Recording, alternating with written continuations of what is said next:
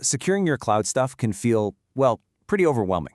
But what if I told you we could map out a solid security plan for Google Cloud Platform in just 5 minutes? That's the goal here. Let's dive in. And this is a really big question, right? Because one little mistake, one wrong setting, and boom, the whole thing can just fall apart. We're not just trying to use the cloud, we're trying to build something that lasts, something that's secure from the very start. So that's what we're going to do. We're going to build this digital fortress, piece by piece. We'll lay the foundation, put up the walls, protect what's inside, and then build a watchtower to keep an eye on everything. Every single layer matters. So, where do we start?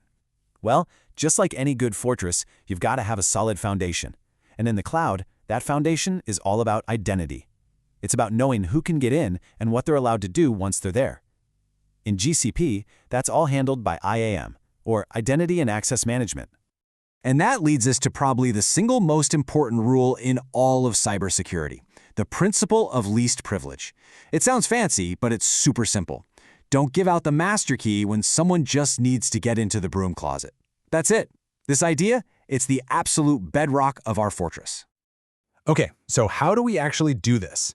First off, stop using those super powerful owner or editor roles for everything. Seriously, use the specific pre-built roles GCP gives you. And hey, every app gets its own dedicated service account, no sharing. And you've got to rotate those keys regularly. Finally, you have to actually look at your policies every now and then to make sure things haven't gotten out of hand. All right, our foundation is set. Now it's time to build the walls. We're talking about network security, controlling who and what can get in and out of your little corner of the cloud. So the first step in building these virtual walls is separation. You got to keep your production environment totally isolated from your dev and test spaces by using different virtual private clouds, or VPCs. Think of them as different wings in the castle. Then you lock it all down. Your firewall should block everything coming in by default. You only open up the exact doors or ports that you absolutely need. And one more thing, use private Google access. This lets your virtual machines talk to other Google services without ever having to step out onto the public internet. But wait, there's more. We can make these walls even tougher. VPC service controls, that's like putting a vault inside your fortress to protect your most sensitive data. And Cloud IDS, the intrusion detection system, that's basically your 24/7 security patrol, actively hunting for threats. Oh, and if you're connecting back to your own on-premise stuff, a secure cloud VPN is an absolute must. No question. Okay, so the walls are up. The guards are at their posts. But what are we actually protecting? The data, the crown jewels. This is the whole point of the fortress, right? Protecting this stuff, whether it's just sitting there or flying across the network, is the end game. When we talk about data security, it really comes down to two things: data at rest and data in transit. Now, GCP is great. It encrypts your data at rest by default. But if you want total control, you can use what's called Customer Managed Encryption Keys, or CMAC. And for data that's moving, the rule is simple. Everything, and I mean everything, gets encrypted with modern TLS. No excuses. So about those customer managed keys, there's a really important best practice here. And it comes down to this number, 90 days. That's the gold standard for how often you should be rotating your encryption keys. Why? Simple. It shrinks the window of opportunity for an attacker if a key ever gets compromised. And you might think, oh, that sounds complicated. But it's really not. Look at this. It's just a few simple G-Cloud commands to set up your keys and then tell Google, hey, rotate this for me every 90 days. You can totally automate this. It's a huge security win for very little effort. Okay, our fortress is solid, the treasure is locked up tight. But we can't just walk away. We need a watchtower. We need a way to see what's going on everywhere, spot trouble, and have a plan for when things inevitably go wrong.